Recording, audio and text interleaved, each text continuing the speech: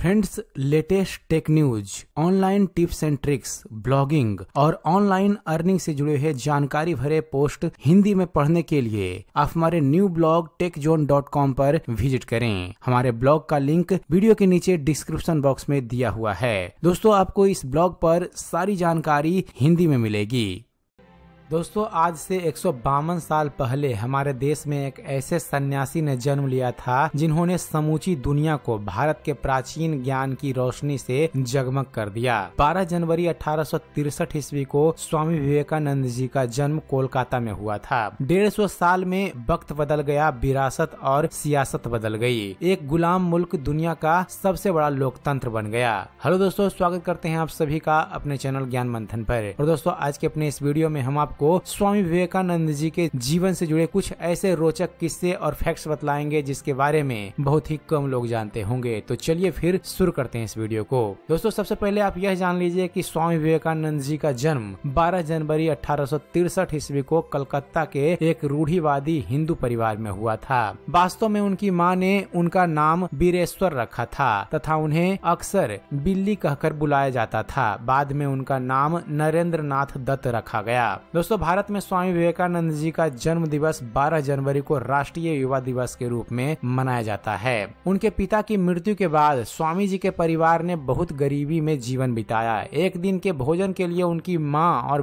बहन को बहुत संघर्ष करना पड़ता था। कई बार स्वामी जी 2-2 दिनों तक भूखे रहते थे ताकि परिवार के अन्य लोगों को पर्याप्त भोजन मिल सके। दोस्तों, बीए की डिग्री होने के बावजूद स्वामी विवेकानंद जी को नौकरी की खोज में भटकना पड़ा। वे लगभग नास्तिक बन चुके थे क्योंकि भगवान से उनका विश्वास हिल गया था। स्वामी विवेकानंद के गुरु का नाम रामकृष्ण परमहंस था। स्वामी जी ने कभी भी उन पर पूर्ण रूप से विश्वास नहीं किया। वे प्रत्येक बात पर रामकृष्ण की परीक्षा लेते थे और अंततः उनका उत्तर प्राप्त करके ही रहते थे। दोस्तों, खेत्री के महाराजा अजीत सिंह स्वामी जी की मां को आर्थिक सहायता के तौर पर नियमित रूप से 100 रुपए भेजते थे। यह प्रबंध एकदम गोपनीय था। सन 1893 ईस्वी में अमेरिका स्थित शिकागो में भारत की ओर से सनातन धर्म का प्रतिनिधित्व करते हुए स्वामी विवेकानंद जी ने अपने भाषण की शुरुआत मेरे अमेरिकी भाइयों एवं बहनों के साथ की थी। इसी वाक्य ने सभी का दिल जीत लिया और सभी लोग वहां उठकर ताली बजाने लगे। दोस्तों, स्वामी विवेकानंद जी में इतनी सादगी थी कि 1896 ईस्वी में तो उन्होंने लंदन में कचौड़ियां तक बना दी थी। 11 सितंबर को विश्व भाईचारा दिवस मनाया जाता है। इसी दिन स्वामी विवेकानंद ने शिकागो धर्म संसद में अपना भाषण दिया था। विडंबना यह है कि 11 सितंबर को ही वर्ष 2001 में इतिहास का सबसे बड़ा आतंकवादी हमला हुआ।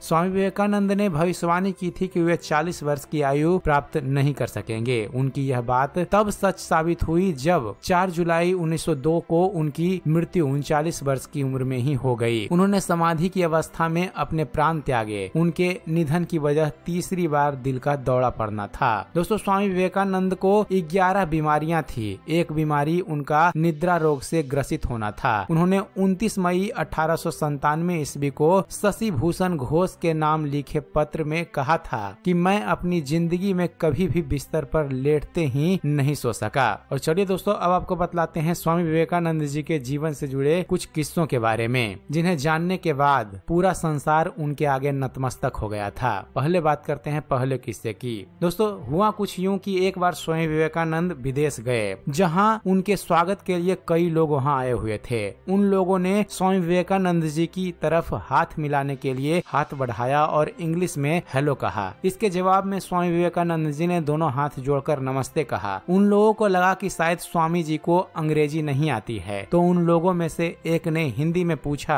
आप कैसे हैं? तब स्वामी जी ने कहा, I am fine, thank you. उन लोगों को बड़ा ही आश्चर्य हुआ। उन्होंने स्वामी जी से पूछा कि जब हमने आपसे इंग्लिश में बात की तो आपने हिंदी में उत्तर क्यों दिया, और जब हमने हिंदी में पूछा तो आपने इंग्लिश में कहा, इसका क्या कारण है? तब स्वामी विवेकानंद जी ने कहा, जब आप अपनी माँ का सम्मान कर रहे थे तब मैं अपनी माँ का सम्मान कर रहा था, और जब आपने मेरी माँ का सम्मान किया तब मैंने आपकी माँ का सम्मान किया। यदि किसी भी भाई बहन को इंग्लिश बोलना या लिखना नहीं आता है तो उन्हें किसी के भी सामने शर्मिंदा होने की जरूरत नहीं है। हैं, बल्कि शर्मिंदा तो उन्हें होना चाहिए जिन्हें हिंदी नहीं आती है, क्योंकि हिंदी ही हमारी राष्ट्रभाषा है। हमें तो इस बात पर गर्व होना चाहिए कि हमें हिंदी आती है। क्या आपने किसी देश को देखा है जहां सरकारी काम उनकी राष्ट्रभाषा को छोड़कर किसी अन्य भाषा या इंग्लिश में होता हो? यहाँ तक कि जो भी विदेशी मंत्री या व्यापारी हमारे देश में आते हैं वो अपनी ही भाषा में काम करते हैं या भाषण देते हैं, फिर उनके अनुवादक हमें हमारी भाषा या इंग्लिश में अनुवाद करके समझाते हैं। जब वो अपनी भाषा नहीं छोड़ते तो हमें हमारी राष्ट्रभाषा हिंदी को छोड़कर इंग्लिश में काम करने की क्या जरूरत है। अब बात करते हैं स्वामी विवेकानंद जी के जीवन से जुड़े हुए दूसरे किस्से के बारे में। दोस्तों, एक बार जब स्वामी विवेकानंद जी विदेश गए तो उनका भगवा वस्त्र और पगड़ी देखकर लोगों ने पूछा,